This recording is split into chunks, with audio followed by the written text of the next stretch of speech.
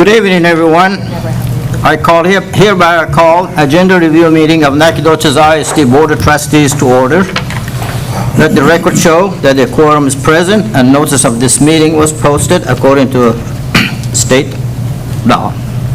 Mr. James Montoya is unable to attend today's meeting, and today's all items are on the agenda for discussions only. No voting will take place at this meeting. Thank you for joining us, and I ask to please turn your cell phone to the silent mode.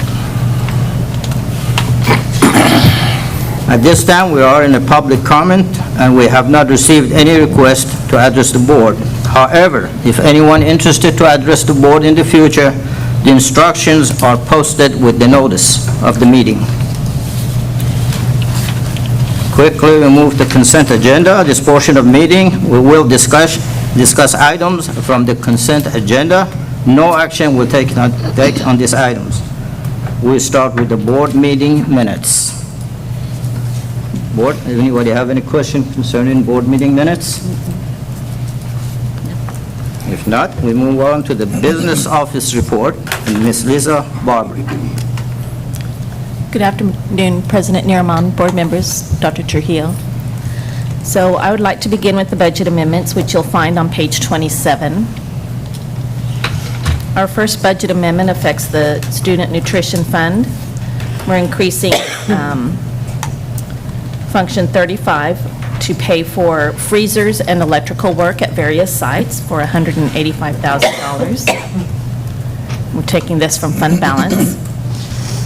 And B, again for the Student Nutrition Fund, they received a grant, the supply chain allotment, for $273,867, and so we're increasing revenue and expenses for that grant.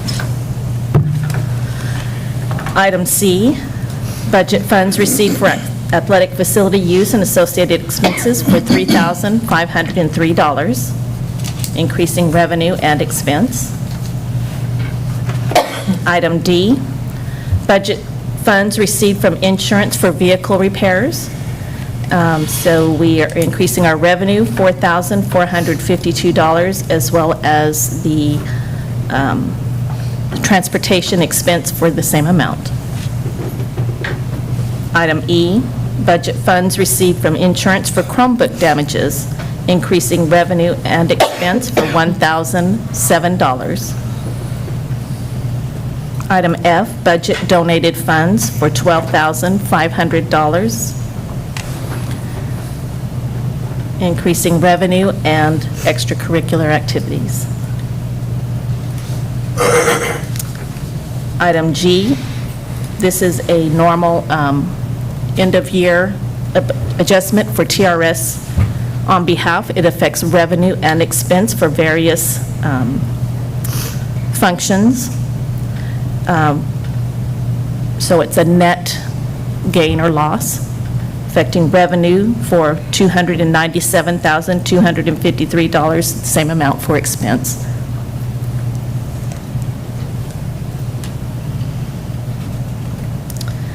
And item H,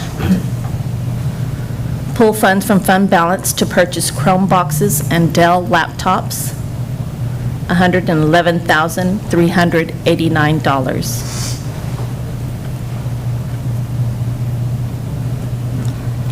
Item I, reduce SHAR's revenue for denied claim.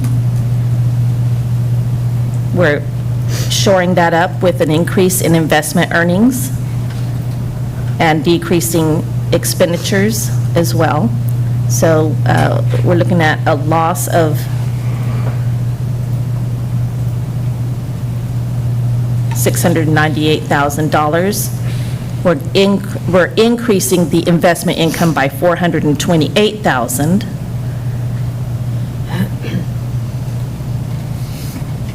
And then expenses, instruction $200,000, leadership $30,000, guidance counseling $20,000, and curriculum and staff development $20,000.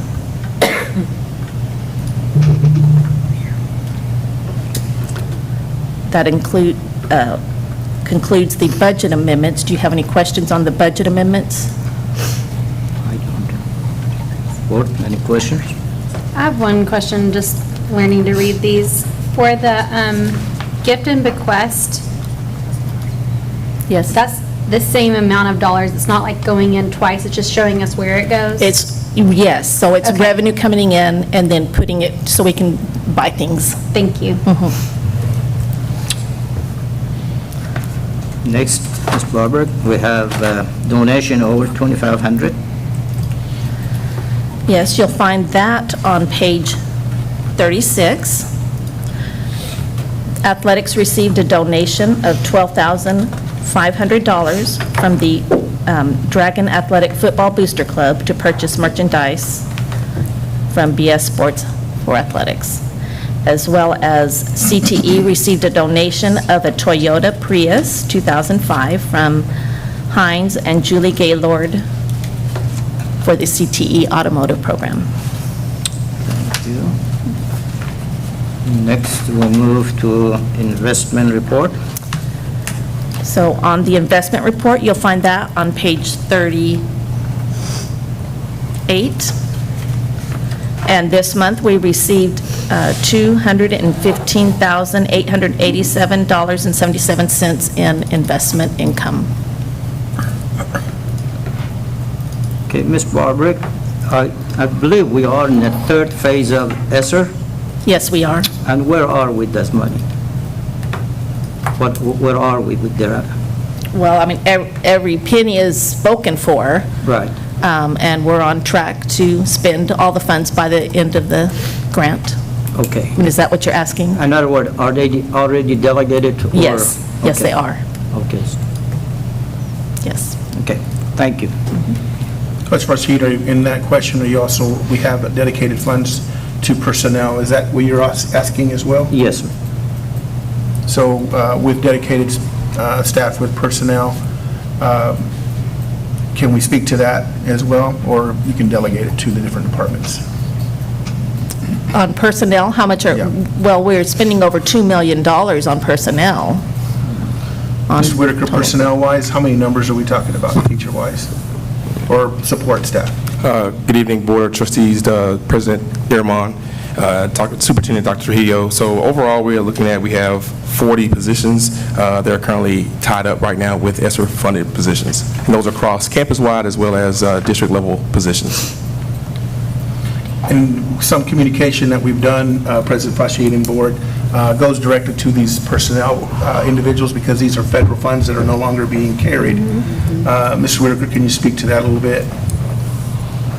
Yes, sir. So those individuals who are currently taking up ESSER-funded positions, they were notified that their positions is set to be eliminated due to the funding that is going to set to be ending at the conclusion of this school year. So those individuals are working with principals, and if it allows, we're looking at ways to potentially roll those positions into the district again, if it allows. Good, yeah. Okay. It's like the government spoils us with things that we really need, you know, and I know that we'll be discussing the Chromebooks and stuff, and that all came because of COVID and ESSER funds and stuff, but now, I mean, we've got to keep it going, and with personnel, that's really important.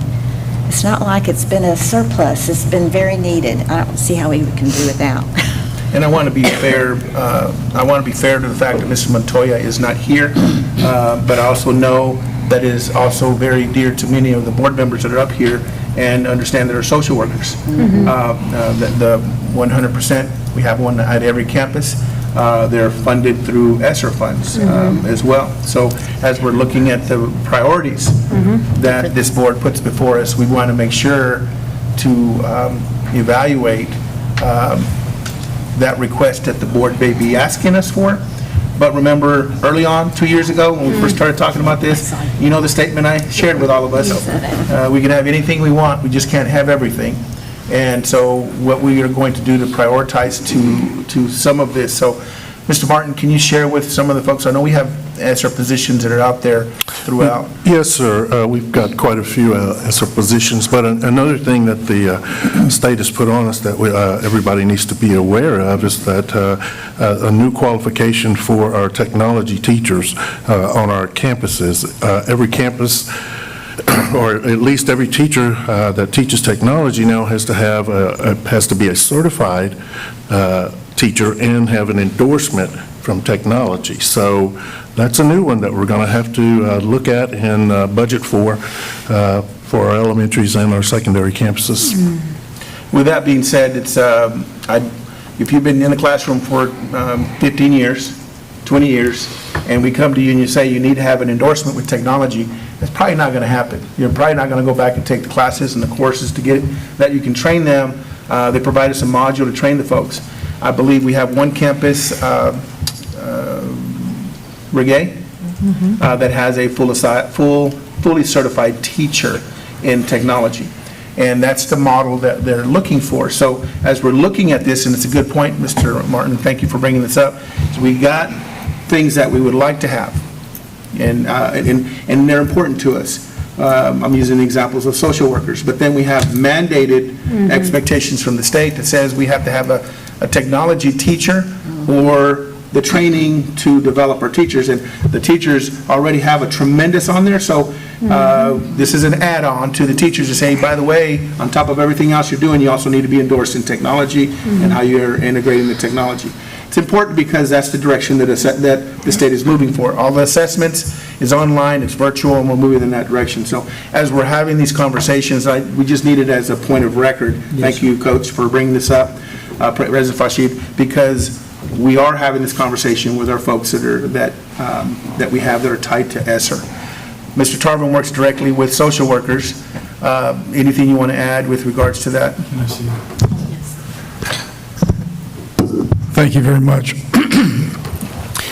I certainly see the benefit and the need for social workers on our campus. But as you so eloquently heard it, there are so many needs throughout our district, and every single one of my colleagues here has certain needs as well that touch kids. And so however the board wants to go, it's at your will. If you want to have a social worker at every campus, we'll figure out how to get that done. But like Dr. Trujillo said, you know, we can have anything, we just can't have everything. I wanted to say something here. I spend a lot of time in my yard doing yard work and a lot of time to think. And this is a very painful topic. But one thing that came to mind, 5 of the 6 that are here, or 4 of them, 5 of 7 of us were here, and we sunsetted. We said from the moment we accepted ESSER funds for job employment, that when those funds are out, those jobs are gone. Everybody had a heads up on that. We had a head up. There's a reason for a sunset, because if we don't sunset things, then what's going to happen 5 years down the road? We will have to fire people because we're not going to have money. Why? Inflation and everything costs more. We need more. We mandated by the state, we have to have more police officers. We already had those, but they're very expensive. We need to budget. Well, we can't budget without ESSER funds for those positions, and I had no idea there were 40. That's a lot of people in a lot of places. But, you know, we go looking for a lot of workers every year, and hopefully there can be a transition from one job to another. Now, counselors in a lot of small schools, they have to do everything. And we have released counselors from doing testing. So, I know that we have the ability to shift things around and make things work without endangering our budget 5 years down the road. When we're gone, we don't want to leave something for other people to clean up. We need to be clean where we are. And yes, we can make a lot of things happen, but we've done that with our own budgets. There comes a point where you have to say, it's got to fit in the budget or we can't do it. We have a lot of needs in this district, and that we kicked the can for many, many, many years, and we're not getting any help from the state government to give raises to our teachers. We have dug into what we pulled from here and there and everywhere to give raises because that's necessary. This is a really complex problem, and it's an emotional problem.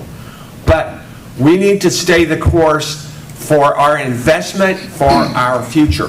People are our future, but the students are the number one thing that we're trying to deal with. And we can't deal with teachers without the teacher. We can't deal with students without the teachers, the administrators, support personnel, like all these technology people back here. We have lots of needs for specialty people.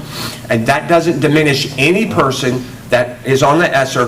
They have been very important, and they all are important. And I hope that can be shifted around. But we, again, when the state is placing mandates with no funding, we have to come up with that. And we will, but it'll come from somewhere else. So, my apologies for being so long, but I spent 4 hours 2 days ago. The whole time I was out there, I looked at this and I go, if it wasn't for inflation, if, there's a lot of ifs, but we must turn over this school district to the people that are coming in good working order. And it hasn't been that way. This man has, and his team has brought us into good working order with plans to alleviate the can kicking and get things like they need to be. And I want to my sincere thanks to everyone who has made us, helped us through this critical time, through the COVID and the post-COVID trauma and this hyperinflation stuff that we're facing now. We got to stick together if we're going to help these children, and we will. Superintendent Trujillo, Yes, ma'am. you know, you'd think I'd learned the process around here by now, but I don't. So I'm just going to throw this out there, and then you tell me, no, you're out of order, and this is, okay. Well, I'll keep saying, this is the pleasure of the board, blah, blah, blah, blah, blah. And yes, we're talking about personnel, but then there's a whole lot of ESSER things that's Absolutely. phasing out. And it seems like we have a need to meet and be told what everything that's phasing out, coming up, Sure. and talk about what we would like to charge you with to come up with money for. Would that be like a workshop or something? And Absolutely, and we will be scheduling a workshop, a budget workshop, to go a lot deeper in what we're having a conversation with. That will happen within the next, hopefully, couple weeks. And we didn't want to put it in this agenda because I want to make sure that when we're talking budget, you're not being distracted by anything else other than the bottom dollar and what that looks like in a year, 2 years, 3 years. And we're painting worst-case scenarios with the budget because we want to make sure that everybody understands that 60% of the school districts this year, they adopted a deficit budget. We did not. And so we want to make sure, what does the future look like? To Dr. Groman's point, absolutely, there's things that were not fulfilled at the state level when it comes to funding, but that's not excuses. We've got to come up with strategies. An example of a strategy, and I want to clarify something, to our elementary principals that are out here, we did not alleviate the counselors. They're still doing the work that they've always been doing, which is the testing, the 504, all the things that they've done. We've alleviated that some at the high school with testing coordinators. However, there is the need for the social worker because we have specific needs in the lives of our young kids. It's a whole different world for our kiddos. The counselors are still looking at choice sheets, scheduling kids, SAT, guiding them for the future. So when we're talking about matters of the heart, do we truly provide them with the support and the training to do what the social workers do and provide that support for our kids? Homelessness is a big, real thing here in Nacogdoches. We've got families that are homeless. We've got McKinney-Vento kiddos that need support. We've got home situations that need that. So we've got to figure out and prioritize in the budget what that looks like. And yes, to Dr. Groman's point, is ESSER, we talked about this when we first got it. There's a finite to the budget when it comes to it. But it also causes us to really evaluate positions that we do have that we've always had to say, maybe I need to rethink this position so that maybe I can point it in this other direction. And that's the conversation we can have when it comes to the budget and diving in to that, so that you could see what does the real world say. If we did everything, that we're saying we want to do, including a raise to all the teachers and all the extra positions that we had, boy, I'd have to plant 2 or 3 trees that would grow money to do all of that. So we're going to have to prioritize what that's going to look like. But no, the question is real, and within the next couple of weeks, you will be getting an invitation. The public is welcome to come in and observe that and have that conversation with themselves, not with us, but they can participate in looking at it to figure out, okay, what does a budget look like for us as we're planning forward? So, Good. Thank great you. question. Thank you. Thank you. Okay. Ms. Lisa Barbrick, now we are miscellaneous business office report. I'll take any questions you may have on those reports. Okay. Can I add something to, we just went through it really quickly. We received a vehicle, okay? And it was in donations that came from one of our ambassadors.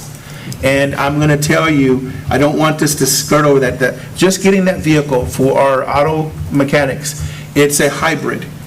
So the kids have been working on vehicles that are gas-fed, the traditional combustible engine. They have not had the opportunity to dive into the new technology of a vehicle. This vehicle allows our kids to have access to and be able to work with a hybrid vehicle that is charged through alternate sources. So our auto trades, they are excited about this vehicle. I'm excited about the opportunities our kids will be able to have, because this is the world that they're going to live in, is a world that they are, these vehicles will be moving a different direction. So thank you to the family for the donation of that vehicle. And if anybody else is sitting on a vehicle that's electric or hybrid, we will put it to use in the lives of our kids to prepare them for the future. So I did not want to not address that particular vehicle, that gift, and thank the family for that. Thank you, sir. Ms. Barbrick, you're still on the board. Purchase of over $50,000. All right, you'll find this on page 82. We have a purchase of several pieces of equipment. Mike Moses needs a double pass-through cooler and warmer, and Brooks Quinn Jones needs a pass-through cooler. The cost is expected to be $67,424,000. Commercial Kitchens was awarded this, and we recommend that on Thursday you approve this purchase.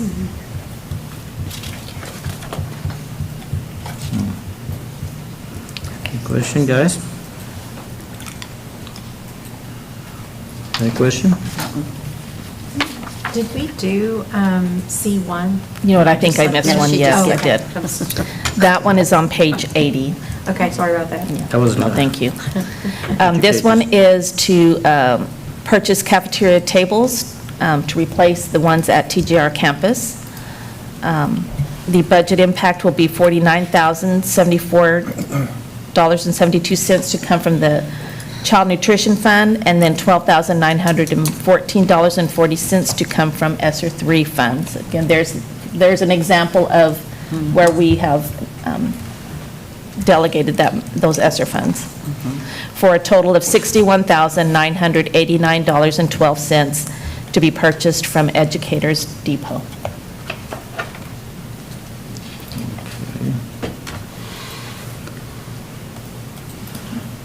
All right. We're moving on to Okapi Educational Publishing Incorporated, presented Dr. Kimberly Welsh and Dr. Hill. Yes, good afternoon, President Neromon, Board of Trustees, and Superintendent Trujillo. This Okapi Educational Publishing is a program that is designed for our bilingual students, and it is to assist with doing Spanish running records. And it will offer a range of benefits, including the detailed running records, individualized student reports, targeted recommendations for instruction, and this will just continue to assist with the continuous improvement efforts of our bilingual department with our young learners. We have this for our English side speakers, and then this is a program for the bilingual side. The budget impact is $54,301 $1,000,000.26, and it comes out of ESSER III funds. So this is a monitoring thing, right?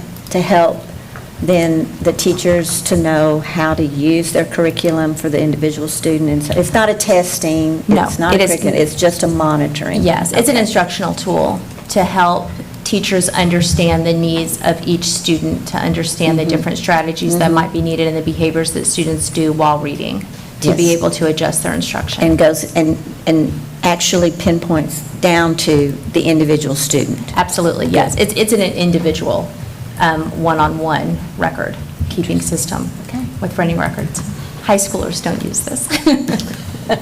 I did a check with the mathematics wizard over here, Miss Winslow, and so when we look at our population of Hispanic students and the amount that it costs, it's around $20, and that makes somebody can walk in and look it up, and what's the value of their time for these people who are in charge of doing all the things we need done? So this is an investment that brings time to the people who are qualified to help these students wherever they're at to be better at what they do. So it is a good investment. So whoever found this, thank goodness. Credit can be given to Dr. Saucedo on that. I did that without a calculator, so whatever he said is not.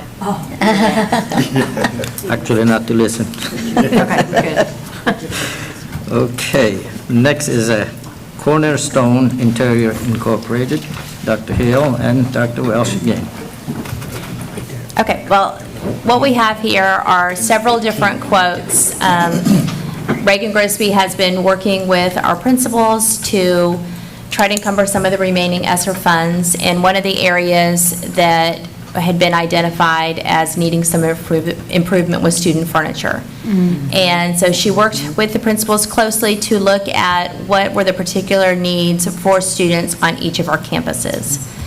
So the remaining pages are just the different quotes. We have from Brooks Quinn Jones, you can see there on page 97, the total amount for that was $53,662.52.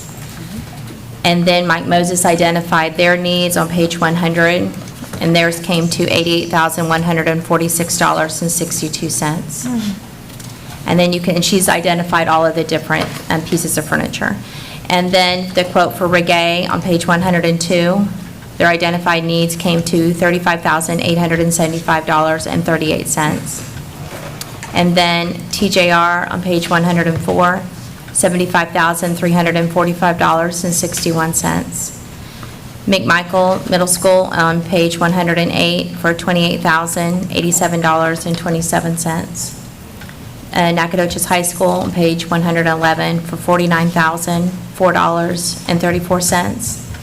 And then we have a model classroom, and this is going to be a classroom for professional development over at Nettie Marshall on the right side of Nettie Marshall. I think it was called the Little Nettie side. And there are 4 very large classrooms on that side, and we have asked if Teaching and Learning could have access to those spaces. So for this year, we are creating a model classroom mostly targeted for ELA. So we can show what does it look like from pre-K. They're huge classrooms, so our idea is that maybe in each corner we'll have what pre-K, what elementary, what middle school, what high school look like. So when we bring in teachers, we're estimating about 25 teachers at a time, that we can bring them in and in the moment show them in real time, not with students, but with adults, what it looks like when we're talking about certain teaching strategies or using specialized resources in the teaching of ELA. And our goal is to have a model classroom for each one of our content areas.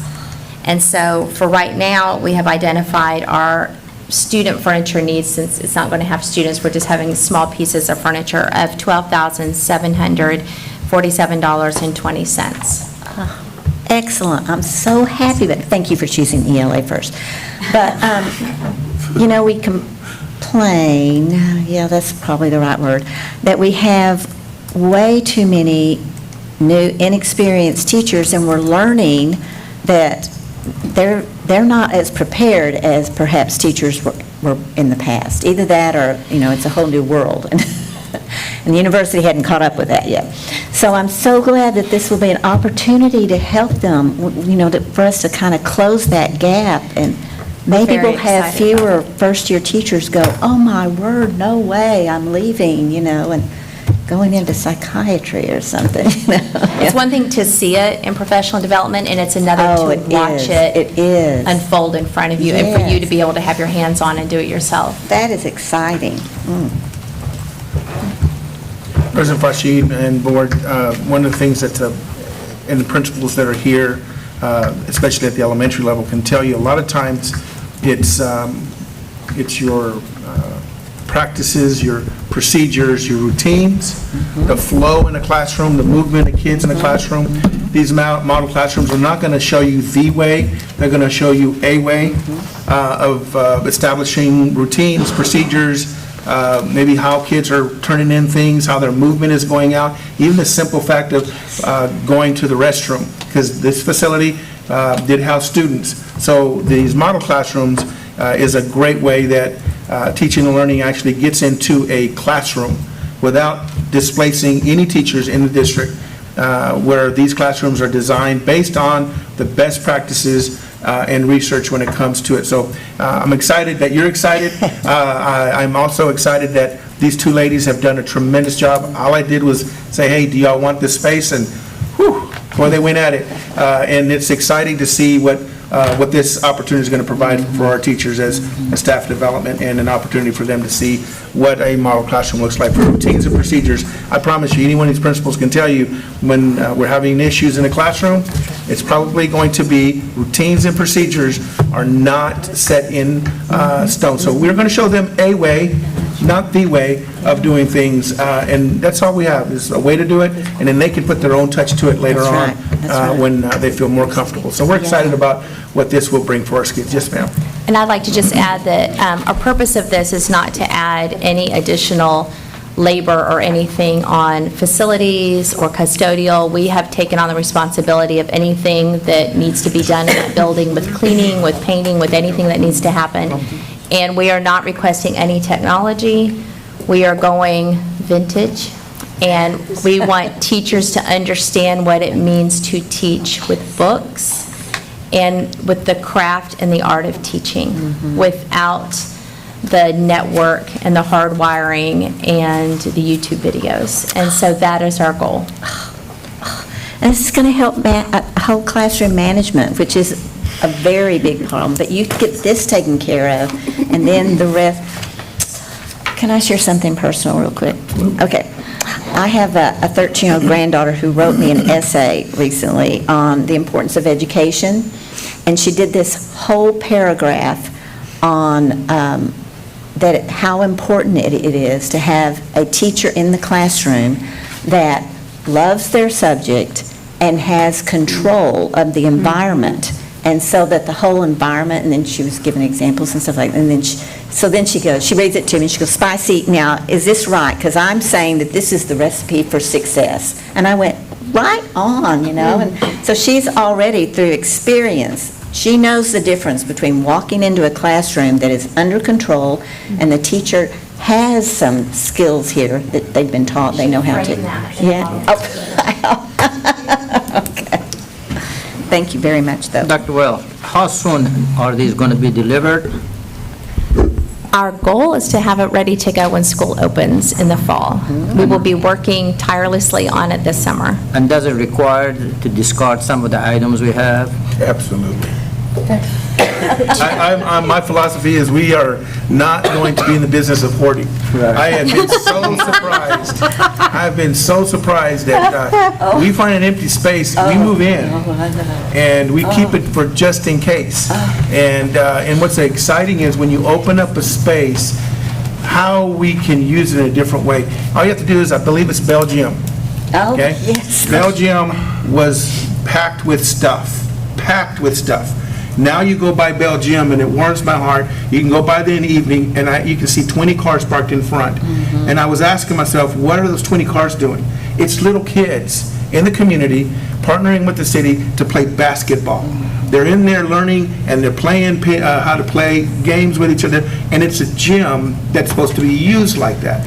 And remember, Nettie was empty one time, not even a year yet. It was months, 2 months, it was empty. And my God, did we move in there real quick. We moved in fast. So, no, we're going to eliminate, if you notice, Carpenter's not on this list.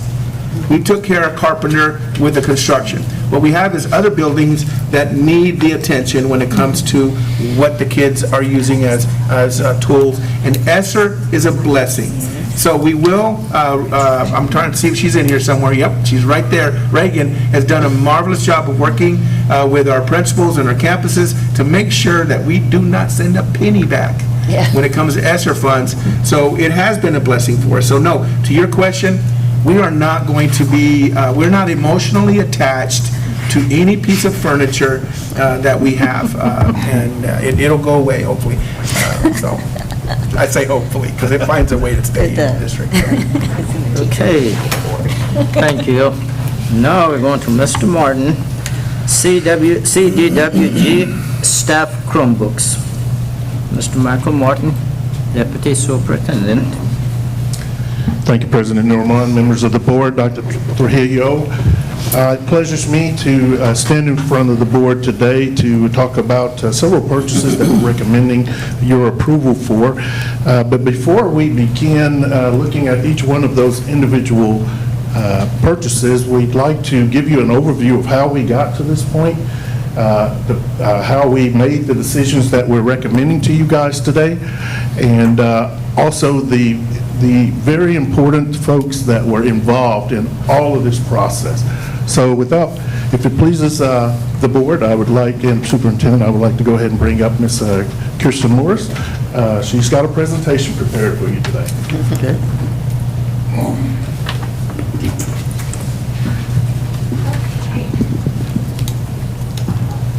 So the first thing I wanted to talk about was the technology committee. This is how it all started, was we needed a committee to help make the decisions. They weren't mine to make, they weren't district admin, they weren't my technology department. We needed to hear directly from the teachers on what do you need and how can we help you with it. So in our first meeting, we talked about what is the responsibility of being on the technology committee, and of course that's planning and helping making the decisions, what direction do we need to go in, and then the communication, making sure that what we're talking about with this small committee, that you're taking that and you're going out and talking to your campus about it. What other things do they need to bring back to us about what their campus needs? And gathering that feedback and having that information for us. These are the teachers that were on the technology committee. So they showed up after hours to work with us. They had not just one device in their hands, but 2 devices in their hands, doing a lot of troubleshooting, and here's the things that we want to work. So I do want to take a moment just to make sure I name all of these off so that you are aware, and that a lot of them couldn't be here today because they are teachers and they are on campus right now. So I want to make sure that they are recognized. So we had Reagan Rihanna from McMichael Middle School, and she is an English language arts teacher.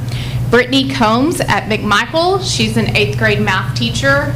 Wendy Campbell is McMichael at 8th grade teacher.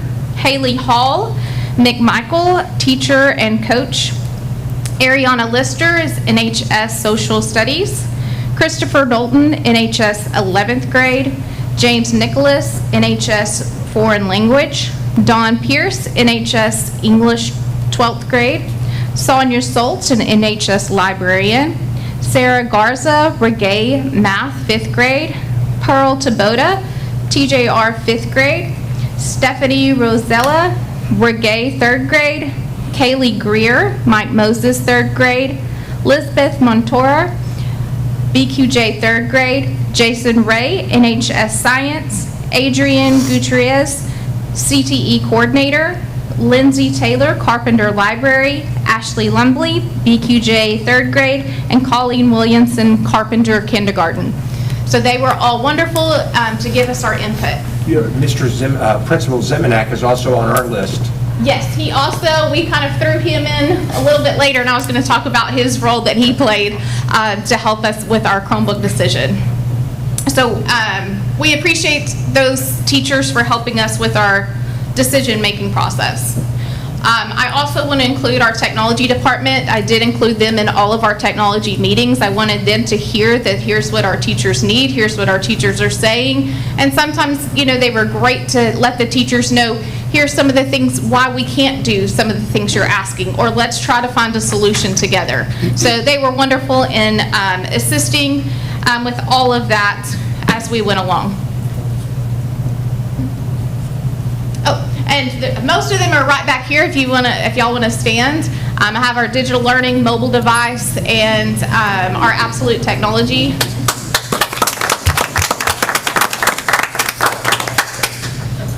And then my other team, they are out working on tickets and doing what they do best. So one of the items up is Absolute Technology. We began working with them in August of 2020. Some of the things that they do, they are our network administration. So our network setup and configuration, they design and implement. So when we had these new campuses coming in, they were working with us. One of the huge things that they're working on right now is we are moving our entire network. So they are helping us with the hardware that we need. What do we need? Our routers, switches, firewalls, access points, making sure we have everything that we need at every campus and location. Our network monitoring, they're making sure that everything, our traffic patterns and our bandwidth usage, that we're not going too far or too short on what we need as a district with the amount of devices we keep adding in. Our security, that is very important. If you know from before, when we were here before 2020, making sure that our security in our network is secure and that there's not any cyber threats and what happens when we have one, and making sure we're moving and getting to the next level of that. Our network maintenance. In order to make sure you don't have those bad things happen to your network, you have to make sure that your firmware and your updates and all of that is happening. And if it's not happening, that's where those holes start popping in. The troubleshooting, the multiple troubleshootings that they help us with to make sure that we're getting things and we're staying where we need to do. And then along with, again, planning and making sure that when we're growing, our network is continuing to grow.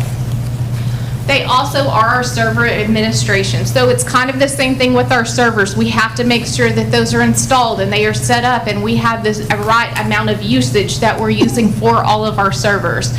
Making sure that they're backed up. So if your servers aren't backed up correctly, if something does happen to them, we've got to make sure they're still there. The software updates, extremely important to have everything constantly updated. And then developing scripts and animations. When we say we need this to happen, they make it happen with scripts and other processes as they go along. So these are the key team members. I wanted you to know that we have one on site. That is Garrett, the first one, and he's right back here. That's Garrett Lindsay. We have access to him daily. He's here. He has an office here at our office, so we have him. But I want you to know that, you know, typically when you have a network or server administrator here, it ends there, but it doesn't for Absolute. Some of you might still recognize Caleb. We still have Caleb. He's not on site anymore, but he is our server, our network administrator, but we have access to him. Along with Colby and Jason is the server administrator. And then we have Paul.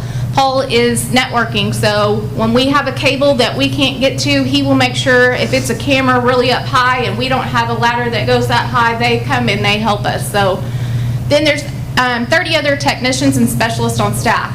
So the thing about Absolute that I love the most is they have never told us no. There's been things like an intercom system for our Informacast system. We've had other companies say, no, we can't figure that out, we don't know how to do it, but I have never heard them say, no, we can't do it. It may take them a long time, and it may take a lot of configurations, and the configurations will say, we're still trying to configure this, but we think we've almost got it. And just their excitement on making sure, and their dedication, they they truly love working with Nacogdoches because it's part of them just as much, just because their title is different, it still means a lot to them, the growth and the success we've had since 2020 with them. Some of the major projects they've helped us with is the new construction of the multiple buildings we've had, moving our network location. Like I said, they're kind of helping us. Where does everything go? What do we need to make sure that that's going to happen with as little downtime as possible, because that's going to be big. Zabbix, that is when they first came on, if the internet went down at a campus, I had to physically go to campus and go sit and check to see if the internet was working. Right now, I get a notification on my phone. I can tell you which school doesn't have campus, what school doesn't have internet. It could be one hallway, and I can tell you this hallway is out, and that's when we immediately all shift into gear and we go to that campus to see what's going on. And if it's electricity, then we will know that it's electricity due to our backup batteries. So that's really neat to have. We are still in the process of burying the fiber. They are making sure that project, and once that's done, we're getting that redundant internet set up as well. So District Support Center, when the internet goes down fiber-wise to NHS, then it will go back the other way to Margie Chumley. And that will happen without anything. Nobody has to physically go over there. So we're going to do that once all the fiber is buried. We will be able to do that to each campus. So that will really help with the elimination of internet outages. We are receiving our Meraki switches in. If you remember back in 2021, that was part of our E-rate, and due to COVID and the switches and the chips, it was the chips that they couldn't get. We are getting those in now. So they are helping us, and they are installing those switches. They have helped us with our wireless access. When they came, it was an open network. We had it open to everybody, which was not secure at all. So we now have it to where students have to log in, staff has to log in a very limited guest network to where they cannot get to anything that they need to get to. That could be harmful to our district.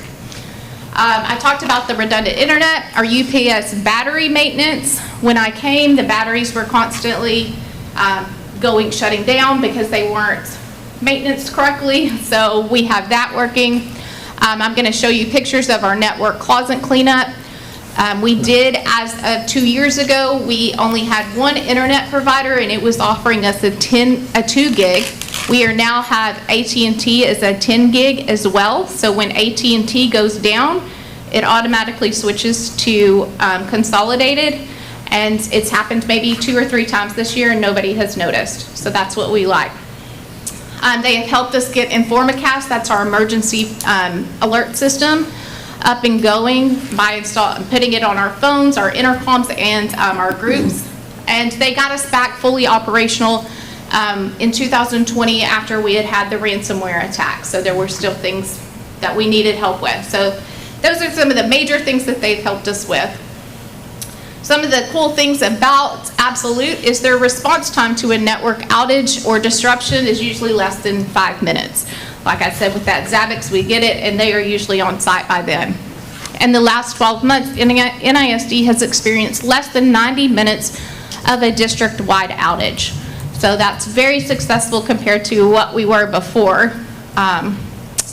No network outage or experienced due to the hardware or failure. Typically, our outages have been because of fiber, which is typically out of our hands at that point. We have to call the fiber and have them come repair it. And we had 0 software outages on servers or other management, so our programs like HVAC, things like that, we have not had any outages. This is kind of the server closets. As you can see on the left, it was very unorganized, but the organization is much better. But as you can see, that equipment underneath there needed to be able to breathe. And it was getting very hot in there, and that causes these to shut down. These are our switches. So they also, when they did this, they labeled each one. So if a teacher says, I need an additional drop in my room, we can look on the label in their room and then go and map it out here. So here's just a few pictures of what things were like before we started that project. This is our actual network and server, our main hub here, and that's what it looked like before, and then here we are now. And then that's the services that will be moved. Okay, we're moving on to teacher Chromebooks. Our current teacher laptops were Dell laptops, and they were purchased in 2020. So it is definitely time for an upgrade. One of the main things that we hear from the teachers was the need for a battery that will last. So that was the first thing I talked to our vendors about, was what laptop is going to give us the best? What are you recommending? So the battery was the main thing. The uniform interface. So our students all have Dell Chromebooks. These are going to be Acer ones, just to go ahead and clarify that. So the interface, what the teacher is showing on the screen right now is different from what the students see. So with a Chromebook, they're going to have that same experience. If they say click here on your little icon down here, then that icon is then going to be the same for our students. The simplicity and the ease of use, it's a very simple program. You plug it in, you log in, and you can log into any Chromebook, and your stuff is all going to pop up on the same. If you say something to a desktop on a laptop and it's not on that other desktop, everything's here in Chrome. Your security it's where we really need it to be, because it is all cloud-based. So anything that you're doing, you're not saving locally, they're not able to get in there locally. Your management and control, when these come in, they're going to be ready to go. We don't have to, when we did the Dell laptops, we had to have them hardline in, sign in, log in, load their profile. With these, you take it, you log in, and you're ready to go. So it's going to be very quick. That was kind of the thing at the beginning was, oh, a new teacher got hired, we have to set that up, we have to get the image ready, and we have things we have to do that now we are going to eliminate a lot of process there. The integration with Google Workspace for Education, the majority of our teachers, they've been using Google since, I can't remember, but it was well past, I want to say about 2018, 19, if not before then when we started using Google. As a district, and so they're very familiar with Google and they like using Google. And then the affordability, these are about half the price of a regular PC. And the reason this is an Acer was we wanted a 10 key. So this was the 10 key that had the options that we wanted for the apps for the teachers to have.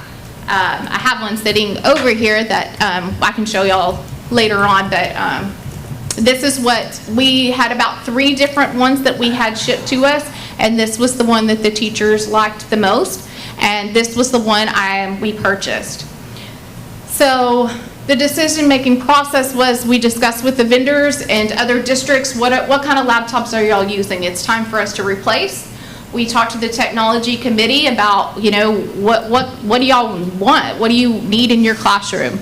That's when we talked about the Chromebooks. We purchased 26 of the Acer Chromebooks, and we gave them to our technology committee. They received those in December, and in March is when we met again and had the discussion on how we want it to go? Is this not? What is your decision? And then we had another meeting, and then we had a vote. So out of 16 responses from our technology committee, it was the Chromebook 92%, and then the Dell laptop was 7.7%. So they really did like the Chromebook, they liked the ease of use, and they really liked that it's going to give them the same user face as the students. So who all will receive a Chromebook? So the Chromebooks will be for campus staff, campus administrators, student support services, and anyone that works directly with students. That's when we purchased the laptops before, that is who they were purchased for. So for the available for checkout, we wanted our substitutes and our paraprofessionals, long-term substitutes, to have a device. Sometimes these are substitutes that may need access one day. We may have a paraprofessional that has worked with us a long time, and they may need access all year long to one. So we want to make a cart available for checkout for the campus principal to decide. This paraprofessional needs one for the entire year. Then, yes, you go check one out to them for an entire year. You may have a sub that needs one for the day. Go check one out in the, say, the library. Go check one out with the librarian for the day and return it at the end of the day. And then your long-term subs, you might want to check that out to them for 6 weeks, 8 weeks, however long they need it. And then if a staff leaves theirs at home or theirs is broken, they will have that cart of those devices. They can go check one out or check it out for a week or two. And then who will remain with PC desktops and laptops? Our campus office staff will remain with their desktops that they have. Our district departments and office staff, they pick their devices that works best for them, and that purchase comes from each department. Our campus principals, we want to keep as both, because there are some software like the camera system and our travel system that we have, they still need access to a PC. And most of them have a desktop, so we're just going to let them maintain that desktop, and then if they need a laptop, we'll purchase that. But we did give one Mr. Z, because that was his complaint, was he needs a battery, and from what he reported back was the battery was great. And that's what they need. So we want to provide them with the Chromebook as well, so when they're going to meetings, they have a long-lasting battery that will get them through their meetings, observations, whatever it is they need to do. And then CTE, their programs and software that they have is more business management, so they're not compatible with Chromebooks as of yet. We're hoping the industry will move to more cloud-based, as we're starting to learn a lot of our programs and softwares moving that way. So we don't want to give them something that's not going to work, and we had Adrian really look at that, and he came back and we decided a desktop laptop's going to still be best for them. So the white glove service, this is something we typically do, but I wanted you to know what it is. It's basically they do everything for us. So when it arrives here at our district, we just hand them the device. They label it. They take it out of the little smaller boxes for us. They tag it. They give us everything we need to know, our serial numbers, our MAC address. And it's got the teacher's name on the back, on the label. So all we're having to do is provide these to the teachers. We're hoping that they are going to be here by the end, at the middle of May, so that at the end of May, we can go ahead and start giving the teachers their new device. So that last teacher workday, we would give them their new device. Over the summer, if they're, they can come by and check it out. They will then do the exchange. We will get the Dell, they will get the Chromebook, and they can start using it and getting used to that over the summer instead of day one, here's the new Chromebook, you try to figure it out. So we're going to, oh, go ahead. No, I was just a real quick question. Yes. Is this white glove service through Absolute? No, ma'am. It's through Target Network in Dallas. Okay. It's what our vendor uses. When they were with us before, we did use Absolute to help us. Remember, we had to get those laptops out very quickly, and then they arrived to us and they didn't have the webcam, so then we had to turn around and do that again very quickly. But because these are set and ready, I don't feel that we're going to need to involve that team. Absolute, okay. So, yes, so that is the white glove service and why we do that. And then, yes, this summer we hope to have them, and then Digital Learning will offer some training over the summer, how to use the Chromebook for those teachers that we have that might need that little extra help. So the other information is there is a 1-year factory warranty. It's designed, for any issues with the actual device that came in. Of course, it's not going to cover accidental. And then what happens to our old devices, there is a buyback option to where we're thinking we can get anywhere from $45,000 to $90,000 on those devices. It depends on how well the device is when it's turned in, and then how many devices, of course, we get turned in. Okay, moving to the charging carts for elementary and middle school. This was the recommendation from our technology committee. So why did they want carts? It's going to provide them a true one-to-one device experience. What they're experiencing now is a lot of our students are not bringing their devices back to school. So they might do this on purpose, as we met with student advisory students last week, and that's what they were saying. It might be a test, and they may get to work with a buddy if they didn't bring their device. So they're just being really sneaky and not bringing some of their devices each day. So the teacher's coming in and they have an online assignment for them, but not every student has a device. So this is going to be the best way to provide every student a device when they come in. Even if they do bring their device, a lot of them are not charging their device. So they have a device and it's dead, and then they're having to, we have these little rolling charging carts, but this will charge every device for them. It's also going to lock and secure them, so, you know, the theft, over the summer, we can roll them all into one location, update them, and have them. The mobility, if you have a cart and they need to borrow it, they can take that cart and move it. And then, of course, the organization, and then just the complete maintenance of being able to go in and update an entire cart without, we push updates now, but if the device isn't charged, it's not getting those. So this is what the teachers are really asking for, so that they can start having that true one-to-one experience. Will you still be sending home devices with middle school and high schoolers? So with high school students, they will still continue taking them home. With middle school, they will keep them on campus. If a student, if a student needs a device, say they do have homework, at elementary, they can check one out through like their homeroom teacher, their team lead, they can figure out a system there. For middle school, we will keep carts of Chromebooks in the library, and the librarian can check them out if a kid needs to take it home for homework. So that way, it's not, and if it's an entire class or grade level, you know, that campus can work that out. But I think we're trying to prevent every day and then hoping they bring it back every day. As a parent. Yeah. Just a question quickly. Are they GPS on them too? No, but we can lock them. So once it's locked, they turn it on and it says, please return to Nacogdoches ISD, and it has the phone number and the address. So if they take it, it's kind of useless.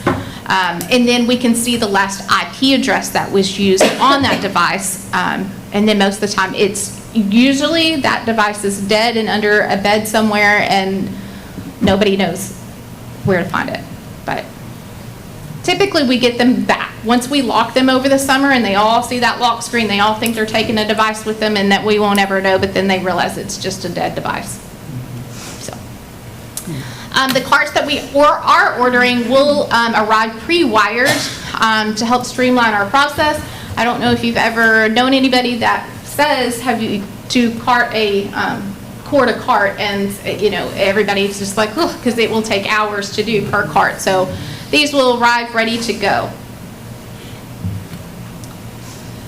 And this is the district technology. I do a technology survey for the district every year, and this was the response last year when I asked that question. It was devices should be provided to each classroom.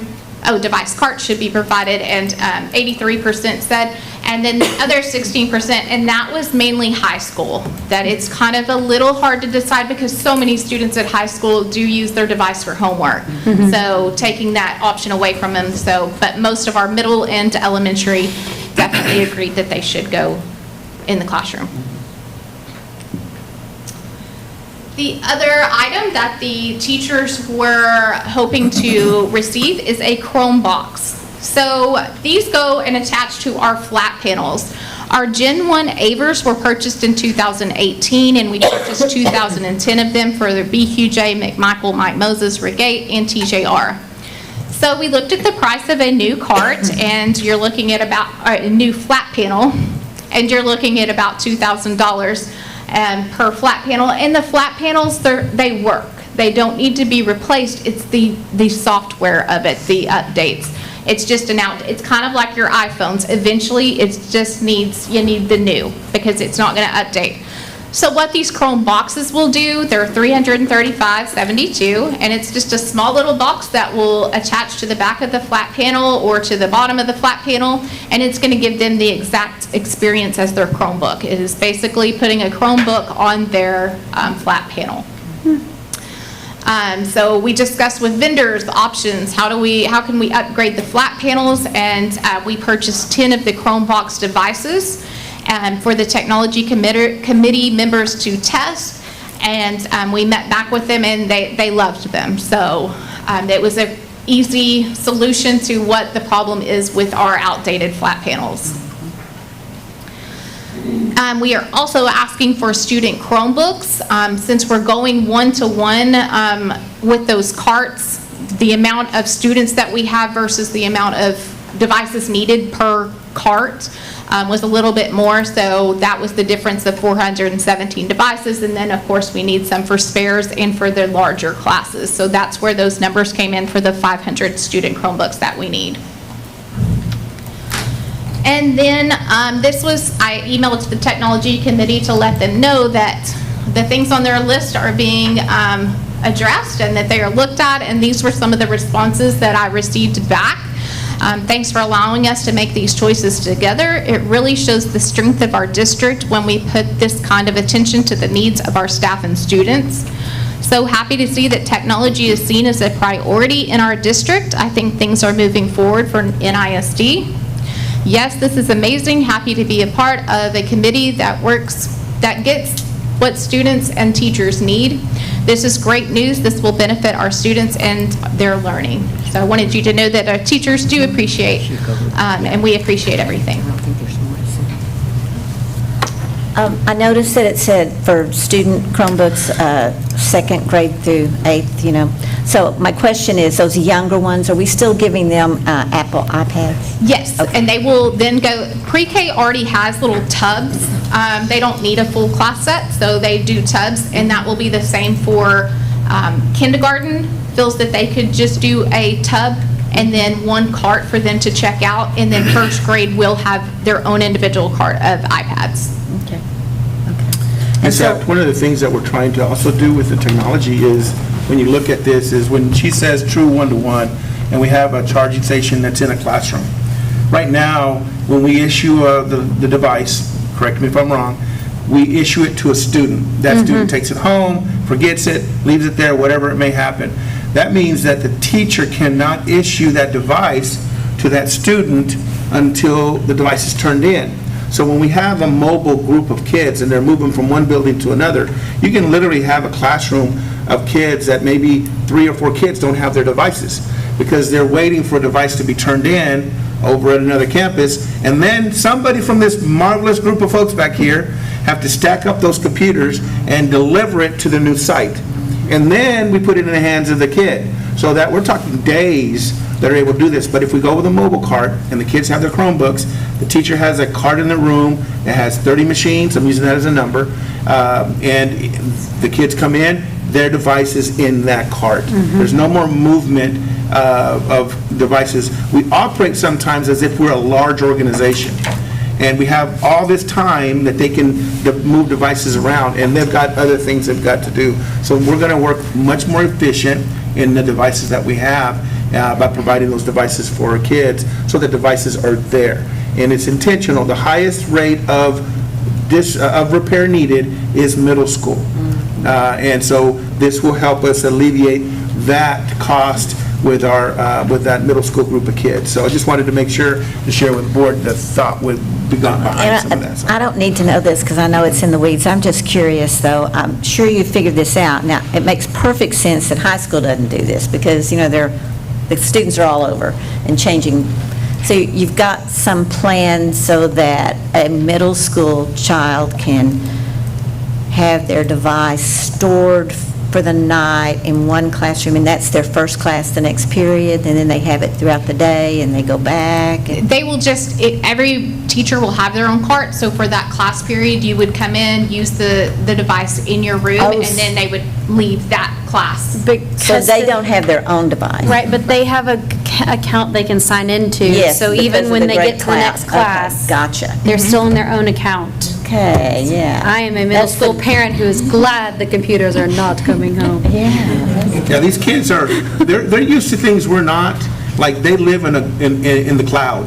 We don't live in the cloud, so we want to take something with us, so, and I mean that not in a bad way, but Yes. they live literally in No. a different stratosphere than we do when it comes to. I wanted to give a little flashback, but first I want to thank you and your team, and especially Absolute, in providing security for all these devices and on the complexity. What I've understood is I didn't know anything of what I thought I knew, but I do know history. And I know that some people with electronic devices, it was BYOD. You go, what? It's bring your own device. Well, when we started off, not everybody had devices, or you can bring your own device and we'll work it out.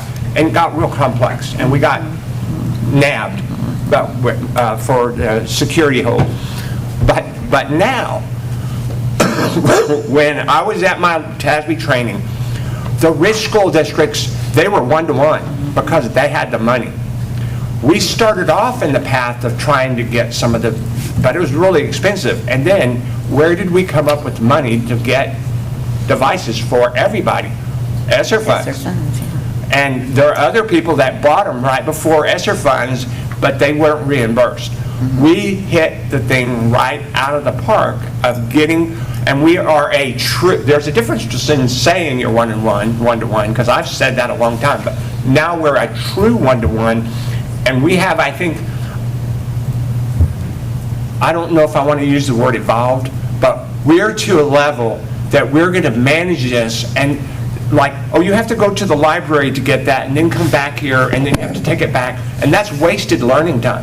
There's all kinds of things that you have worked the problems out, and the committee that helped doing this, they have all their different perspectives. I'm blown away of what this department is doing for our students. Thank you. Doc, C8, C9, and C10, I noticed they're coming out of the fund balance. Yes, sir. And all the rest were out of the ESSER funds. Yes, sir. So why is that? What we've done is we've exhausted, at this point, based on the funding mechanism we have with ESSER, we've exhausted every single bit of that. So these are things that we would have to reprioritize to figure out, okay, how are we going to launch this? And if this is the commitment that we're going to do, then we need to look at our budget as we're moving forward.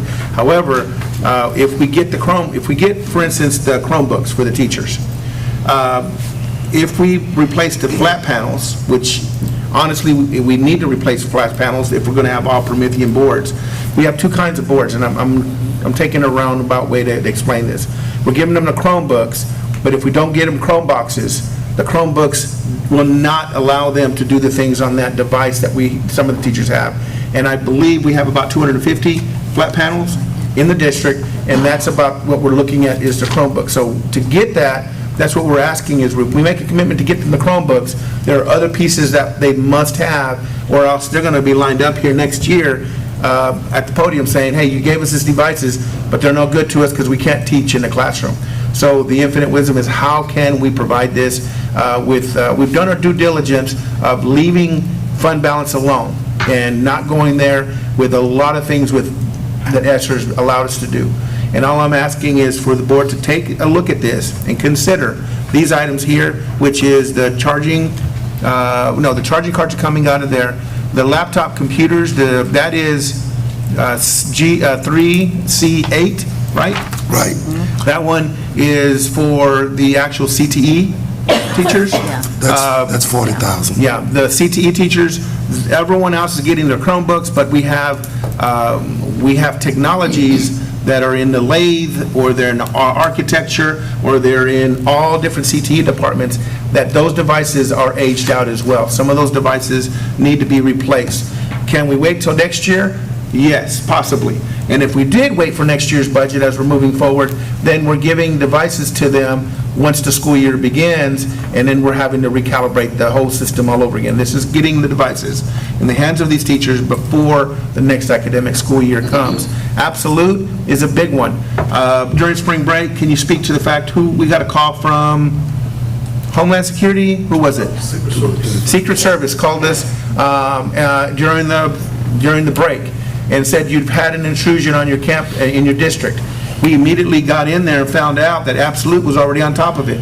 And they figured out it was one device? Yes, it was one device, and we had fixed it a week before, so they were a little behind on letting us know. So. Yeah, so when we get so Absolute has been, if you look at the personnel that's up there, and that's something that we really need to evaluate, because most districts about our size or a little bit larger, you're talking about Chief Technology Officer, CTO. We don't have a CTO.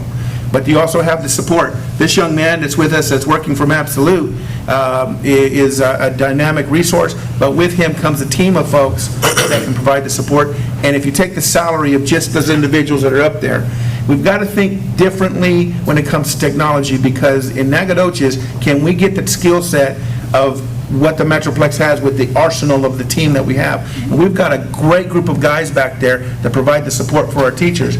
And to get them trained and do all of that work that they do, I promise you I'll lose them.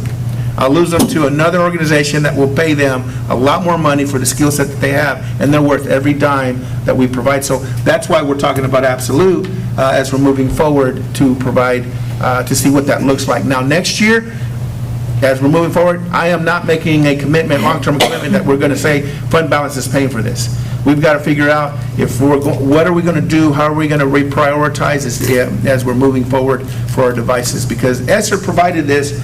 ESSER gave us this problem, and we celebrate it. ESSER gave us the opportunity to put these devices in the hands of kids, but how are we going to maintain that, and there's where we have to reprioritize. So as we prepare to do a budget workshop. Yes. And look at our personnel issues. Yes. Will the fund balance be a part of that discussion? Oh, absolutely. You'll see the numbers there. Right. You'll see exactly where fund balance is, how much money were able to contribute into it this year. This is one portion of the fund balance that and Lisa, you correct me if I'm wrong, this is the one portion that we've attached with fund balance. All the rest, we had the foresight as a board to go in there and say, you know what, we got construction needs that are going to do, let's make sure that we got money for that.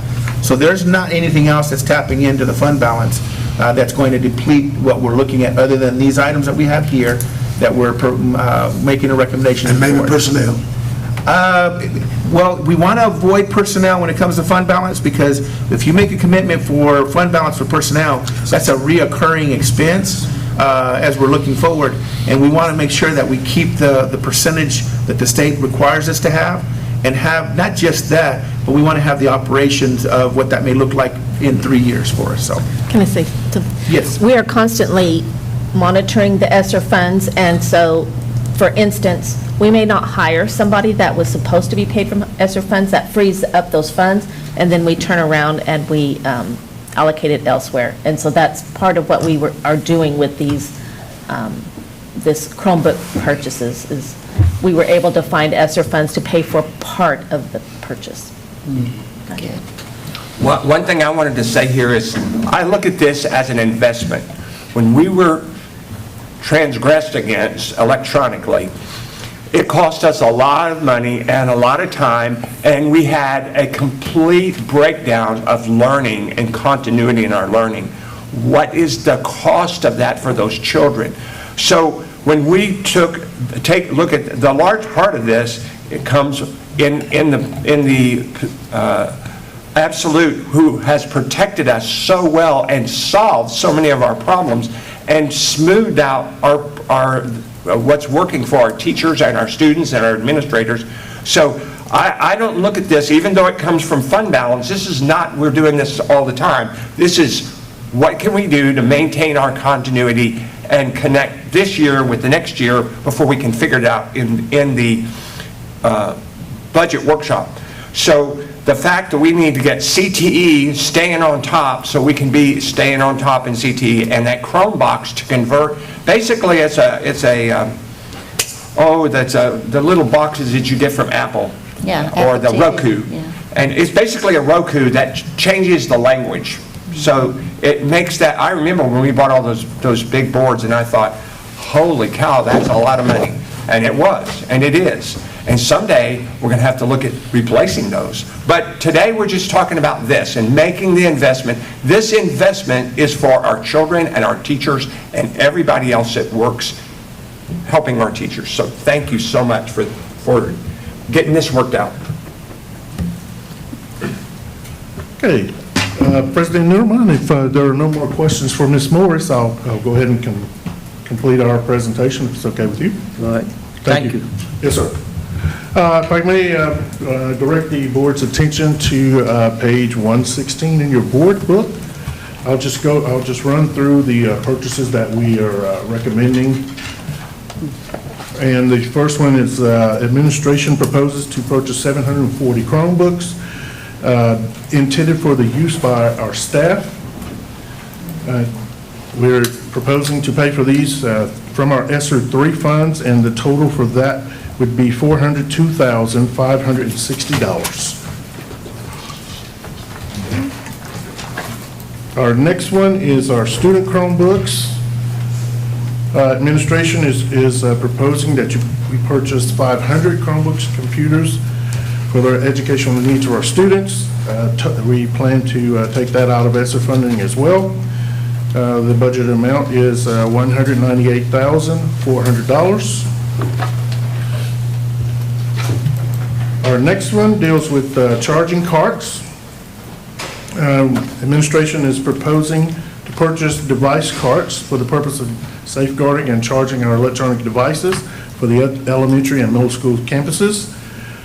Again, we are budgeted ESSER funds, ESSER 3, and the total there is $297,124. Next, we have laptop computers. Administration is proposing that we purchase 34 Dell PC computers for the use of our CTE staff.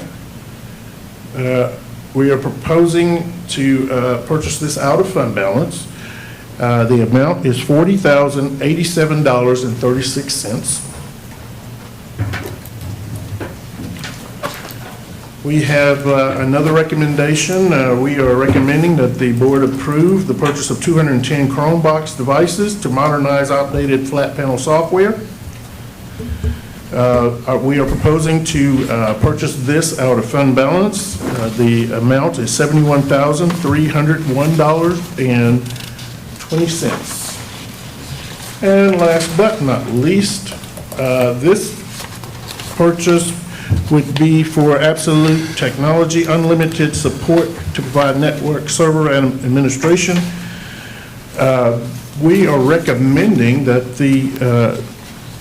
that we purchase this out of fund balance, but this is for next year, so we're recommending it come out of the next year's fund balance amount. We move it next year. This concludes our technology presentation and the presentation of the purchases over $50,000. We'll be happy to answer any questions the board may have. Coach Rashid, real quick, an additional information so that you'll have, when Mr. Martin talks about the Chromeboxes that we're talking about, if we were to replace the flat panels, just to make sure everybody have the same tools, which is not what we're recommending, it would cost us $728,000 just to update those flat panels. And what we're saying is, we're not going to update those flat panels. There's new technology that's out there that now you can get a Chromebox and just attach it to it, and it can give the tools that they have at a fraction of the price rather than going after the Promethean boards. Yeah, the teachers are going to be hoping and wishing that they got the new Promethean boards, but based on the feedback from the committee, this would serve us well to do the Chromeboxes. And then before we hit it for any questions, I want to thank Kirsten. I knew this was going to be a really deep conversation when it comes to the technology.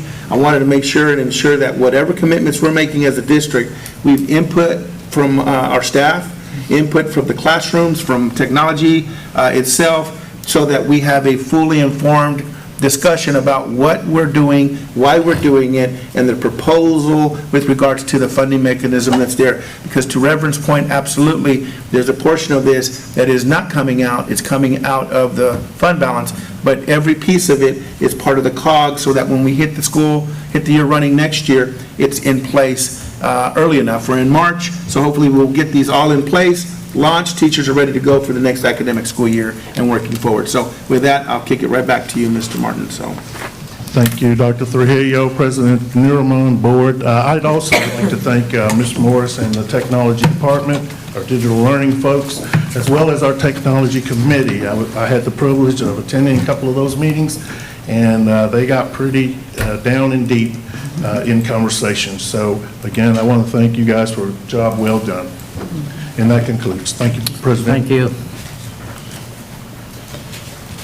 Okay, moving on to next item is proclamation 2024 listed of instructional material adopted by the State Board of Education.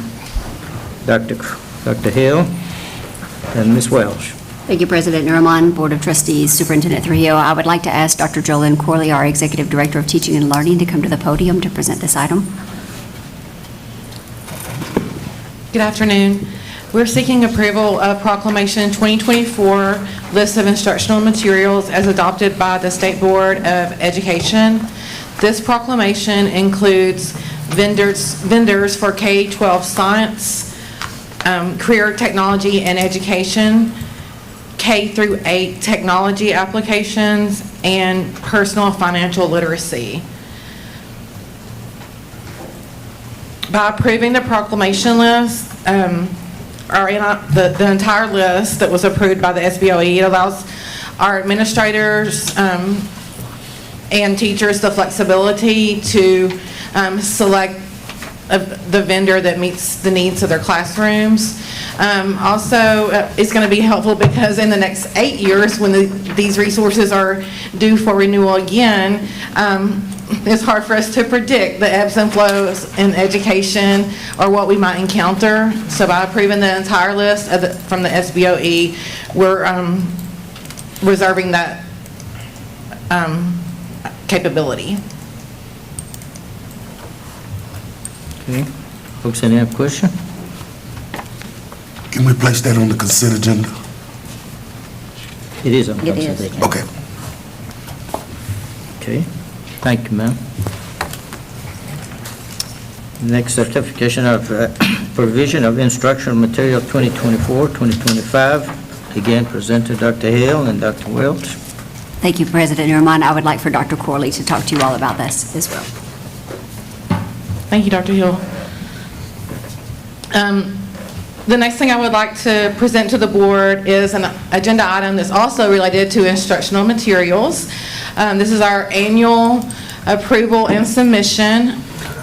It's called TEAC certification. This year, the state changed the wording just a little bit. It's called the Certification of Provision of Instructional Materials. But this ensures that the instructional resources that our teachers are using addresses not only the Texas Essential Knowledge and Skills, but our English language proficiency standards as well. Okay. Folks, we don't have any question, do we? Okay, thank you. Okay. Now, Dr. Trujillo, it's your turn. Certification of an opposed candidate for May 2024 Board of Trustee election for District 4 and District 5 positions. Dr. Trujillo. President Fashid and Board, District 4 and 5 races for the May 4th, 2024 election are unopposed. NISD is responsible for having the official ballot prepared, therefore needs to be certified in writing that the candidates are unopposed and the governing body has met the accepted certification. The next step will be to ensure that, to issue an order declaring that District 4 and 5 elections are canceled and unopposed candidates declared elected, and that would be the next agenda item.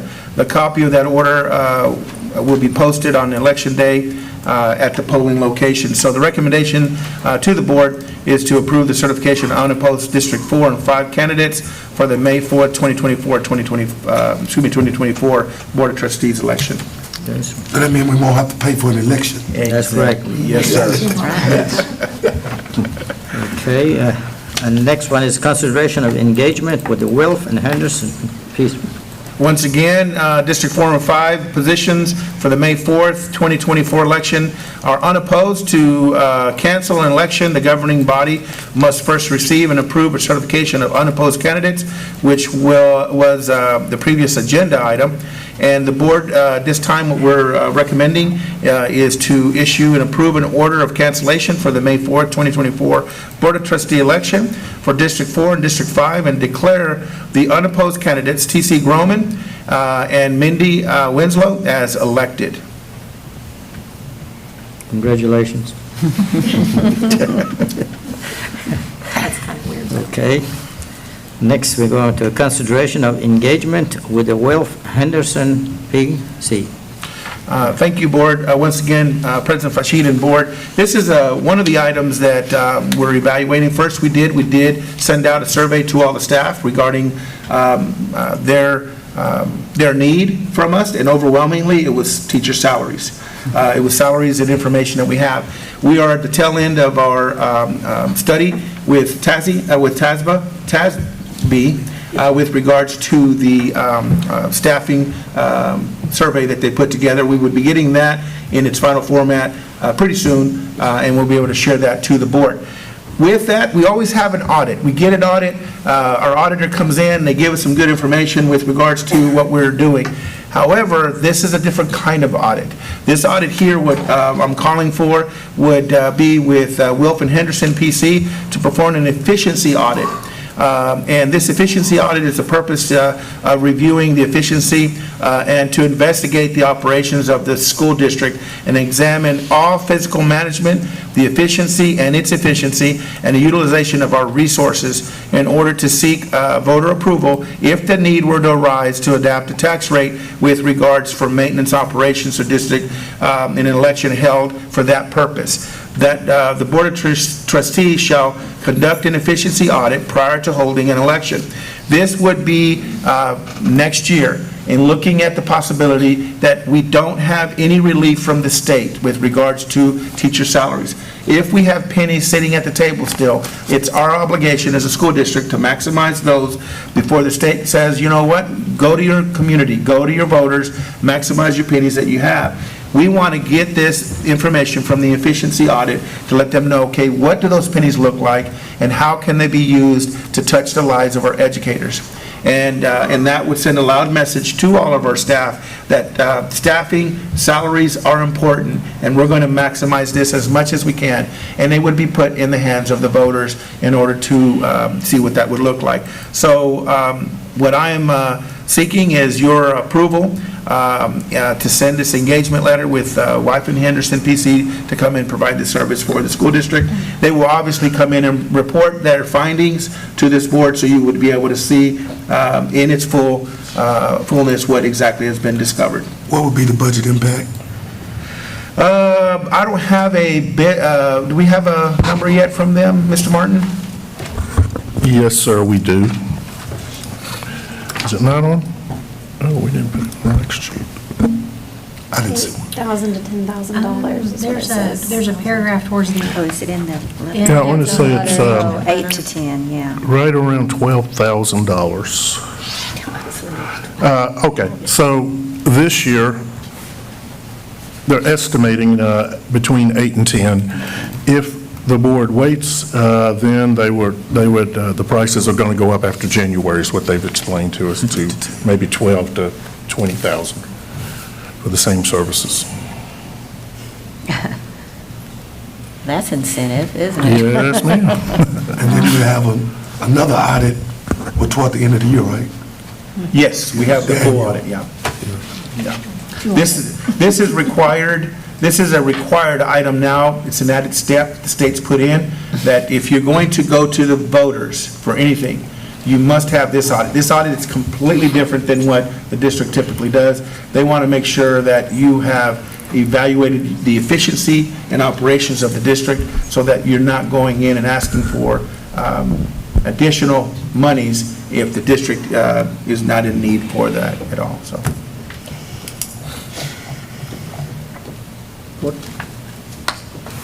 Okay.